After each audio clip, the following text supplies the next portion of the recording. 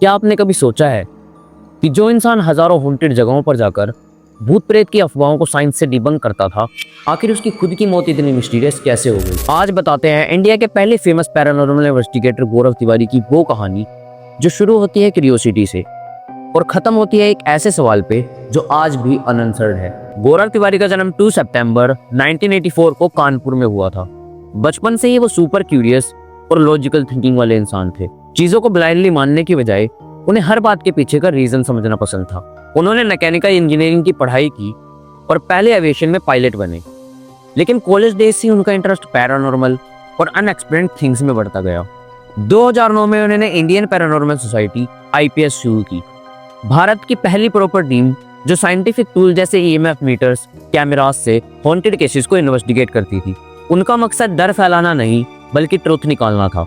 वो खुद को घोस्ट हंटर नहीं बल्कि एक पैरानॉर्मल रिसर्चर बताते थे। उन्होंने टीवी शोज में भी धूम मचा दी थी। Fair files, MTV girls night out, ये सीरियल्स भी इनकी स्टोरी पर बेस्ड थे। उन्होंने 6000 से ज्यादा लोकेशंस इन्वेस्टिगेट की थी। अब आते हैं उस केस पर जिसने सब कुछ बदल दिया। 2016 में दिल्ली जनकपुरी की एक यंग लड़की का केस सामने आया। फैमिली का क्लेम था कि वो पोजेस्ड है।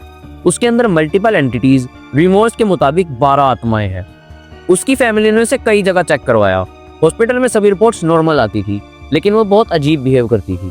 पहले मेडिकल और फिजिकोलॉजिकल ट्रीटमेंट ट्राई किया गया, फिर ये केस गौरव तक पहुंचा। गौरव उस लड़की से मिला, लेकिन उसने फॉरेन पोजीशन डिक्लेयर नहीं किया। उन्होंने साइंटिफिक वे से ऑब्जर्व किया और पैटर्न नोट्स के लिए फैमिली को तांत्रिक रिचुअल्स करने से रोका।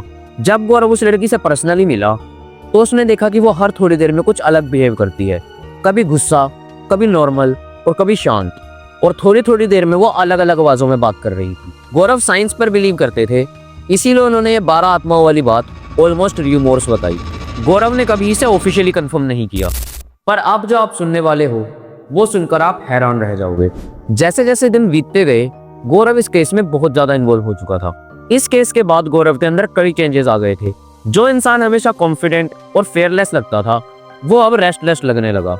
उन्हें नींद नहीं आती थी, वो छोटी छोटी बातों पर गुस्सा होने लग जाते थे, मूड स्विंग्स होने लगे और वो जल्दी इरिटेट हो जाते थे। उन्होंने पब्लिक इवेंट्स कम कर दिए और एक्सट्रीम प्रिकॉशंस लेने लगे। ना किसी से मिलना, ना किसी से बात करना, वो अकेला रहने लग गए थे। और सबसे शॉक कर देने वाली बात यह है कि उनकी मौत से 1 महीना पहले उन्होंने अपनी वाइफ से कहा, मुझे लगता है कि कोई नेगेटिव फोर्स मुझे खींच रही है, मैं कंट्रोल नहीं कर पा रहा हूँ। उनकी वाइफ ने इस बात को बिल्कुल सीरियस नहीं लिया। वाइफ ने इसे स्ट्रेस समझा, लेकिन गौरव के लिए ये फीलिंग बिल्कुल रियल थी। कुछ दिन ऐसा ही चलता रहा और फिर दिन आया 7 जुलाई 2016। घर पे सिर्फ गौरव और उसकी वाइफ थी। सुबह 11 बजे के अराउंड गौरव नहाने के लिए बाथरूम में गया, पर काफी देर हो गई, बाथरूम से कोई आवाज नहीं आई। गौरव की वाइफ ने बाथरूम के डोर को नॉक किया, फिर भी कोई आवाज नहीं आई। गौरव की वाइफ ने किसी तरह बाथरूम का डोर तोड़ा और उसने देखा कि गौरव नीचे अनकॉन्शियस पड़ा है। उसके गले पे एक ब्लैक कलर का निशान था। पुलिस ने इस केस को सुसाइड का नाम देकर बंद कर दिया, लेकिन सोचने वाली बात यह थी कि वो रिसेंटली मैरिड थे और उनकी लाइफ भी बिल्कुल हैप्पी थी, तो वो सुसाइड क्यों करते? ये आज भी मिस्ट्री है कि वो नॉर्मल सुसाइड था या किसी नेगेटिव फोर्स का असर।